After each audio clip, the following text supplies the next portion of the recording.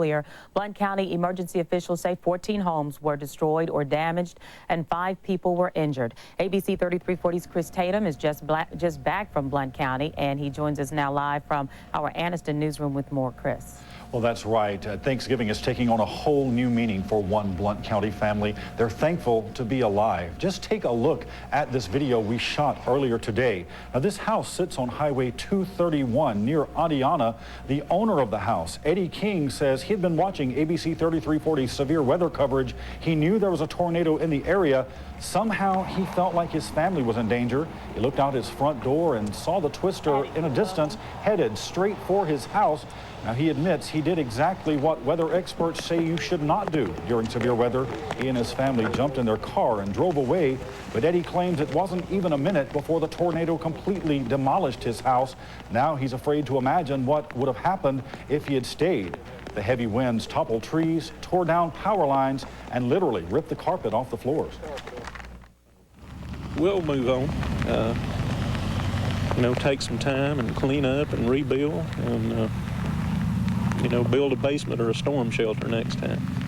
But I think sirens, if they could put sirens more out in the country, probably more lives would be saved. Now, the King family's not alone. Officials say at least 4. We're told none of them are serious. Reporting live from our Anniston studio, Chris Tatum, ABC 3340. All right, thanks a lot, Chris. And you're watching ABC 3340 special coverage of the Thanksgiving tornadoes. When we return, we'll take a look at the damage this system caused in Fayette County just after it crossed the Mississippi-Alabama state line. Plus, we'll have information on where you can go if you need a warm place to stay for the night. Our live team coverage continues in just a moment, and still to come, a check on the weather situation right now with Chief Meteorologist James Spann. Stay with us. It's ABC 3340 News at 10. Help is on the way for hundreds of people who survived Saturday's devastating tornadoes.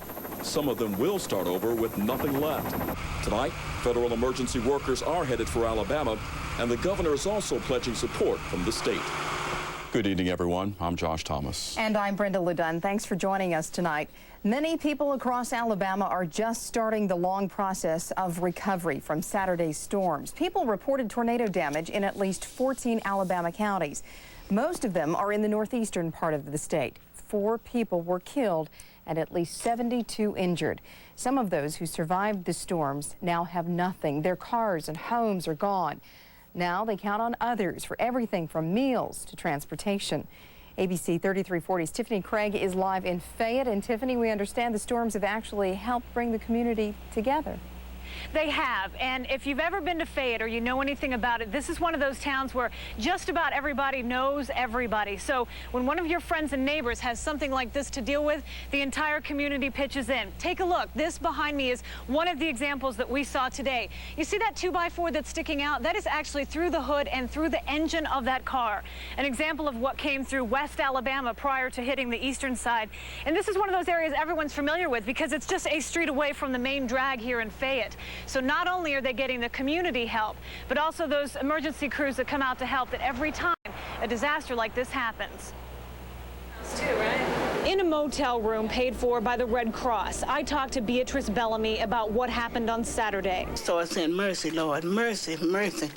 And then the hail started hitting the windows. We felt the house like it was trying to come up. And I knew I was holding, but all in my mind, I knew that I wasn't going to be able to hold them children. But she did, as an F2 tornado ripped through her Fayette home. Everyone survived. They even salvaged a few things, but are getting food and shelter from the Red Cross.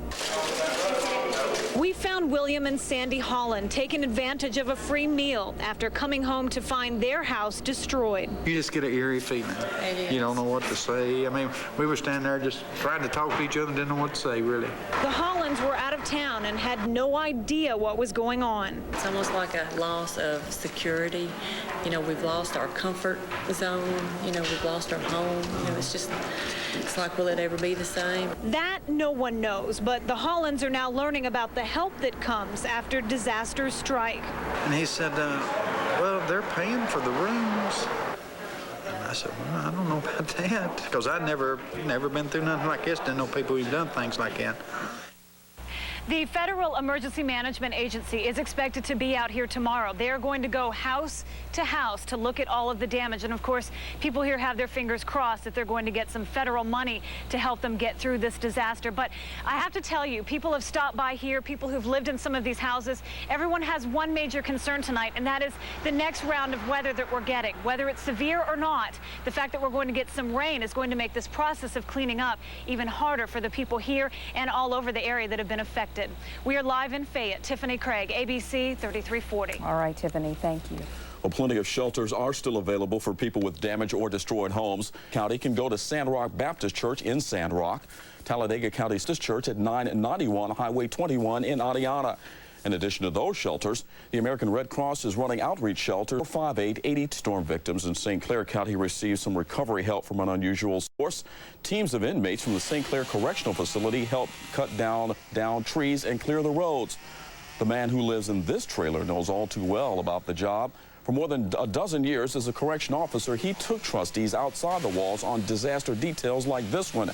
Now that the damage has hit close to home, his neighbors are benefiting from the same volunteer help. Leading those crews? Well, everybody get out, and tell you you've done a good job. And they praise the inmates and everything for helping, And you felt good about helping the people, because they're all up here now helping me. And we should note that the state only allows non-violent felons to go out on disaster aid jobs, and they only work on state right-of-ways. ABC 3340 and the Red Cross are giving you an opportunity to help your neighbors in need. We'll give you that address again at the end of this newscast. Governor Siegelman has declared a state of emergency